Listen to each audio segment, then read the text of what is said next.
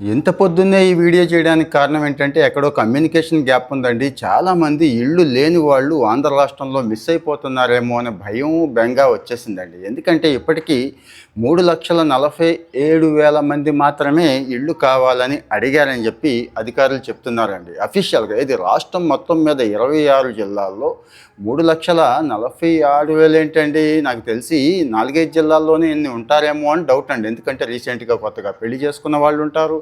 అంటే కొత్తగా ఫ్యామిలీలు వచ్చినవి ఉంటాయి. గతంలో పాపం ఏ ఇల్లు రాని వాళ్ళు ఉంటారు కదా చాలామంది. మరి వీళ్ళందరికీ ఇళ్ళు కావాలి కదండీ. ప్రధానమంత్రి ఆవాస్ ప్లస్ అని చెప్పి ఒకటి ఉందండి. అంటే గ్రామీణ ప్రాంతాల కోసం అర్బన్‌లో టిడ్కో వగైరా అన్నీ ఇచ్చేశారు. ఓకే. నేను ప్రత్యేకంగా ఇప్పుడు చెప్తుంది గ్రామీణ ప్రాంతాల వాళ్ళకి. అంటే గ్రామాలు మీ పంచాయతీ, గ్రామ పంచాయతీ అయితే చాలు అన్నట్టు. ఇక్కడ చూడండి ఎంత విచిత్రం. ఒక అల్లూరి సీతారామరాజు జిల్లా అంటే డేటా కూడా వచ్చింది. అది చూసే చెప్తున్నాను నేను. అల్లూరి సీతారామరాజు జిల్లా హైయెస్ట్ అండి. ఇది మరి ట్రైబల్ జిల్లాలో 61,000 మంది కావాలని అడిగితే విశాఖపట్నం లోయెస్ట్ 509 అండి. పశ్చిమ గోదావరిలో జస్ట్ 1975 మందే అడిగారు అని అధికారులు చెప్తున్నారు. సో ఇక్కడ ఏదో గ్యాప్ వచ్చిందని నాకు డౌట్ వచ్చింది. దయచేసి ఈ వీడియో ఉపయోగించుకుంటూ ఎవరికి అవసరం వాళ్ళకి షేర్ చేయండి. ఎవరికి అవసరం అంటే ఇళ్ళు లేని వాళ్ళండి. సొంత ఇల్లు లేదు, అద్దెకుంటున్నారు. పాపం ఏదో ఖాళీ స్థలం ఉంది, లేకపోతే ఏ పూలు గుడిసో పాకో వేసుకొని ఉంటారు. మరి మంచి ఇల్లు పక్కా ఇల్లు కట్టుకోవాలి కదండి వాళ్ళు. దయచేసి షేర్ చేయండి. ఇక విషయానికి వచ్చేస్తానండి. ఆవాస్ ప్లస్ అని చెప్పి ఒక యాప్ తీసుకొచ్చింది గవర్నమెంట్ ఆఫ్ ఇండియా. ఈ ఆవాస్ ప్లస్ని ఇంజనీరింగ్ అసిస్టెంట్లు, మీ సచివాలయం ఉంది కదండి, గ్రామ వార్డు సచివాలయం అంటారు కదా, ఇది పంచాయతీలకు కాబట్టి గ్రామ సచివాలయంలో ఒక ఇంజనీరింగ్ అసిస్టెంట్ ఉంటాడు. మీరు అక్కడికి వెళితే ఆయన దొరుకుతాడండి. లేదు మండల ఆఫీస్లో హౌసింగ్ ఏఈ గారు ఉంటారు. ఎక్కడ సాధ్యమైనంత వరకు ఎండిఓ ఆఫీసుల్లోనే ఉంటారు హౌసింగ్ ఏఈ గారు. దగ్గరలో కాబట్టి ఇంజనీరింగ్ అసిస్టెంట్ని కలిసి, నాయనా నాకు ఇల్లు లేదు, చూస్తే మరి నాకు పేరు లేదు అని చెప్పండి. ఒకవేళ చెక్ చేసుకోవచ్చు కూడా. డౌట్ ఉంది, నాకు ఇల్లు ఏమన్నా నమోదు చేసావా అంటే వీళ్ళ ద్వారానే తీసుకుంటోంది గవర్నమెంట్. వీళ్ళు వస్తారు, సర్వే చేస్తారు, మీ సైటు వగైరా అన్నీ చూసుకుంటారు. స్థలం ఉంటే ఫోటో అది తీసుకుంటారు. స్థలం లేకపోతే మీ ఫోటో తీసుకొని మీ రేషన్ కార్డు వగైరా ఆధార్ కార్డు ఉంటాయి కదండి, కావాల్సిన డాక్యుమెంట్స్ తీసుకొని అందులో అప్లోడ్ చేస్తారండి. అంటే అది ఉందో లేదో కూడా దయచేసి ఒకసారి చెక్ చేసుకోండి అని చెప్పడం నా ఉద్దేశం. నాకు తెలిసి ఇంకా చాలామంది మిగిలిపోయి ఉంటారు, ఉండుండదు అనే ఆందోళనతో, ఆదుర్దాతో ఈ వీడియో చేస్తున్నాను. అంటే గవర్నమెంట్ స్కీమ్స్ పేదవాళ్ళ కోసం ఉద్దేశించినవి. ఎలాంటి స్కీము కూడా మిస్ అవ్వకూడదు, అన్నీ వాడుకోవాలి అనుకుంటాం. ఈ చిన్నవి ఏటో ఆటో డ్రైవర్ల దగ్గర నుంచి పెన్షన్లు ఇలాంటివే వాడుకుంటున్నప్పుడు జీవితకాలం ఉండాల్సిన ఇల్లు అంటే మీకు తెలుసు ఎంత ఎమోషన్, ఒక ఆర్థిక భరోసా కదా. అస్సలు లేని వాళ్ళకి విచిత్రం ఏంటంటే చూడండి, మరి అస్సలు లేని వాళ్ళు ఇంకా మిగిలిపోయారు. కానీ గవర్నమెంట్ కూడా అదే టార్గెట్ చేస్తుంది. ఆవాస్ ప్లస్ అని ఎన్టీఆర్ అంటున్నారండి స్కీమ్ పేరట. కేంద్ర ప్రభుత్వం, రాష్ట్ర ప్రభుత్వం ఇద్దరు ఎంత గట్టిగా టైఅప్ అయ్యారో మీకు తెలుసు. ఏ స్కీమ్ ఉన్నా ఎక్కువగా తెచ్చేసుకోవాలని చెప్పి ముఖ్యమంత్రి బాబు గారేమో బాగా తాపత్రయపడుతూ ఉంటారు. మంచిదే, అదంతా మనం బెనిఫిట్ కోసం కదండి. మరి మనం బెనిఫిట్ పొందాలి కదా. పొందాలంటే ఇగో ఈ సమాచారం వాడేసుకొని ముందు చెక్ చేసుకోండి, వెంటనే అప్లై చేసుకోండి అంటున్నాను. ఇక అత్యంత పేదలకి ఇందులో ఫస్ట్ ప్రిఫరెన్స్ ఇస్తామన్నారు. ధర్మమే కదండి. బాగా పేదవాళ్ళకి ముందు, తర్వాత అందరికీ నాకు తెలిసి వైట్ రేషన్ కార్డు ఉన్న వాళ్ళు అందరూ ఇందులో ఎలిజిబిలిటీ వచ్చేస్తుందండి. సో మరి వైట్ రేషన్ కార్డు ఉంది నాకు అన్నప్పుడు ఇక ఆలోచించేదేముంది, వెంటనే అప్లై చేసేసుకోండి. ఎలా ఏంటి అనేది కూడా కాస్త వివరంగా చెప్తున్నాను. ఈ వారం టైం అయిపోయిందండి, గుర్తుంచుకోండి. అంటే ఇదే లాస్ట్ వారం. ఈ లాస్ట్ వారం తర్వాత మళ్ళీ మీరు నానా బాధలు పడాలి. వాడి కాళ్ళు వీడి కాళ్ళు పట్టుకోవాలి, రికమెండేషన్ చేయించుకోవాలి. మీకు తెలిసి ఎంత బాధ ఉంటుందనేది. ఎందుకు ఆ బాధ అంతా? అందుకే ఈ వీడియో వెంటనే షేర్ చేయండి, ఈ వారంలో చేయించుకోండి అని చెప్పడం నా ఉద్దేశం అదే. మీకు అర్థమైపోయింది కదా. సో దయచేసి ఏ ఒక్కళ్ళు మిస్ అవ్వద్దు. ఇంకేం జరుగుతోంది ఏంటి అంటే, ఆవాస్ ప్లస్ యాప్ ఉంటుంది కదండి. యాప్ ఇన్స్టాల్ చేసుకున్న ఇంజనీరింగ్ అసిస్టెంట్ మీ దగ్గరికి వస్తాడు.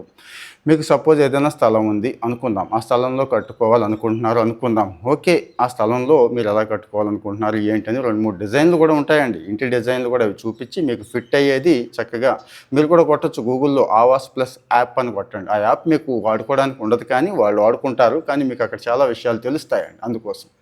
సో వచ్చి మీకు నచ్చిన ఇల్లు, నచ్చిన డిజైన్ సెలెక్ట్ చేసుకొని అప్డేట్ చేసేస్తే తర్వాత లబ్ధిదారుల జాబితా గవర్నమెంట్ రిలీజ్ చేస్తుంది కదండి, అన్నీ చెక్ చేసుకుంటారు వాళ్ళు కూడా. అంటే మనం బాగా సొమ్మన్నోళ్ళం, కలిగిన వాళ్ళం, గవర్నమెంట్ ఉద్యోగాలు, ఐటీ రిటర్న్స్ ఇలాంటివి ఉంటే మాత్రం ఇవ్వరు, కానీ మిగిలిన వాళ్ళందరికీ ఇచ్చేస్తారు. సో మరి ఇదొకటి. రెండోది, అసలు ఏ స్థలము లేదు, కొంపాగోడు లేని వాళ్ళు చాలామంది ఉంటారు కదండి. మీకు స్థలం ఇస్తారు, 3 సెంటు స్థలం ఇస్తారండి. స్థలం ఒకటేనా అంటే స్థలం ఫ్రీగా ఇచ్చి మళ్ళీ స్థలం ఉన్న వాళ్ళకి ఎంతైతే డబ్బులు ఇస్తున్నారో, స్థలం ఉండి సొంతంగా ఉండి కట్టుకునే వాళ్ళకి డబ్బులు ఇస్తుంది కదండి గవర్నమెంటు.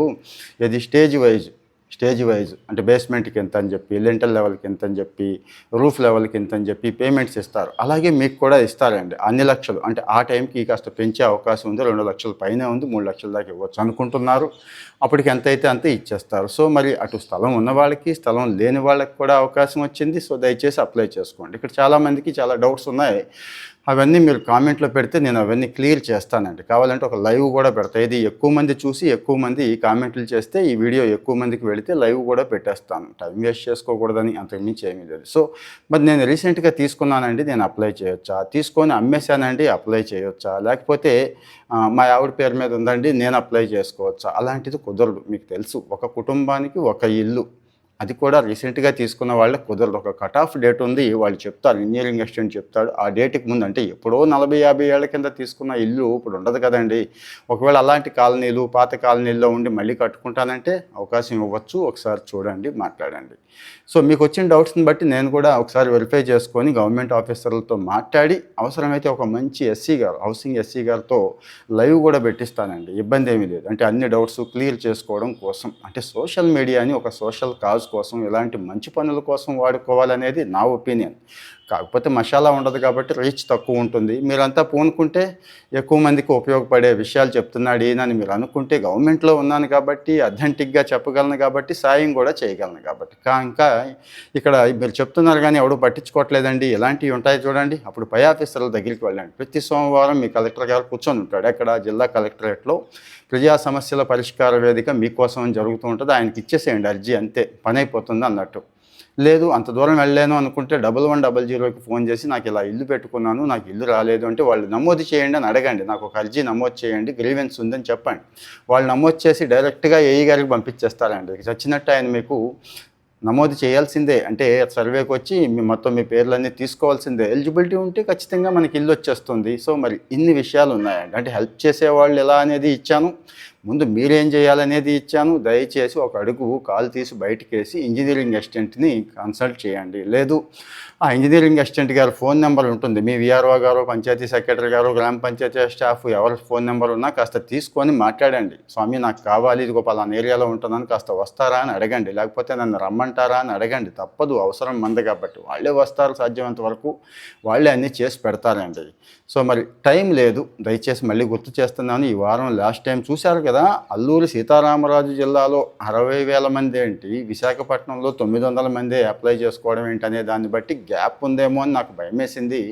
మీకు అందరి దగ్గరికి వచ్చేసి సర్వే చేసేసి మీ పేర్లు ఉంటే చాలా సంతోషం, వెరీ హ్యాపీ. ముఖ్యమంత్రి గారు చాలా సంతోషపడతారు. అబ్బా ఇన్ని ఇళ్ళు నేను ఇచ్చాను కదా, గ్రౌండ్ చేశాను కదా, నా టర్మ్లో ఇన్ని లక్షల మందికి అనుకుంటారు. కానీ అక్కడ లక్షలు అనుకోవడానికి లేదు, 3,47,000 మందే ఇప్పటికి వచ్చారు.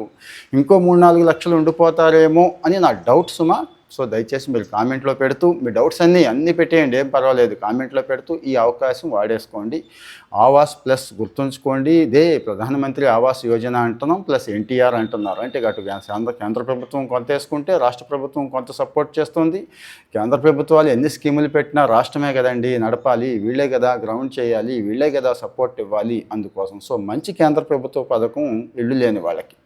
సో ఇక్కడ దయచేసి నేను మళ్ళీ ఒకటే చెప్తున్నాను, మీ గ్రీవెన్సెస్ ఉంటాయి, బాధలు ఉంటాయి, ఇబ్బందులు ఉంటాయి, అవన్నీ కామెంట్లో పెడితే నాకు అర్థమవుతాయండి. వాటన్నిటికీ పరిష్కారం మళ్ళీ ఎక్కువ కామెంట్లు వచ్చిన దానికి ఒక పరిష్కారంగా ఇంకొక వీడియో చేయడానికి నాకు అవకాశం ఉంటుంది. దయచేసి వెంటనే షేర్ చేయండి. ఒక ఇల్లు లేని వాడికి మనం ఇల్లు కట్టుకునే సూచన సలహా ఇస్తే ఎంత సాటిస్ఫాక్షన్ అండి. మీరు షేర్ చేస్తే అతను ఇల్లు కట్టుకుంటే రేపు అతను మిమ్మల్ని భోజనానికి వెళ్తాడో లేదో నాకు తెలియదు, కానీ ఏమాత్రం కృతజ్ఞత ఉన్నా ఇక్కడ పెట్టుకుంటాడు. ఇంట్లో ఫోటో పెడతాడో తెలియదు, కానీ ఇక్కడైతే పెట్టుకుంటాడు. ఏది మీ పేరు, అలానా ఆయన ఆ రోజు నాకు ఈ సమాచారం ఇవ్వబట్టి ఇల్లు శాంక్షన్ అయిందని చెప్పి. ఒక ఇంట్లో మీకు తెలుసు కదా ఎన్ని తరాలు వస్తాయి, ఆయన బిడ్డలు వాళ్ళకి ఒక గూడు ఏర్పాటు చేసిన వాళ్ళం అవుతాము. దయచేసి మంచి సమాచారాన్ని ఏది వదలొద్దు. ఇదొక్కటే కాదు, నేను అన్నీ ఇలాంటి కంటెంట్లు, మంచి కంటెంట్లే ఇస్తాను కాబట్టి షేర్ ఇవ్వండి. ఒక లైక్ ఇస్తే ఆటోమేటిక్‌గా వీడే పంపిస్తాడండి. మీకు తెలుసా ఆ విషయం.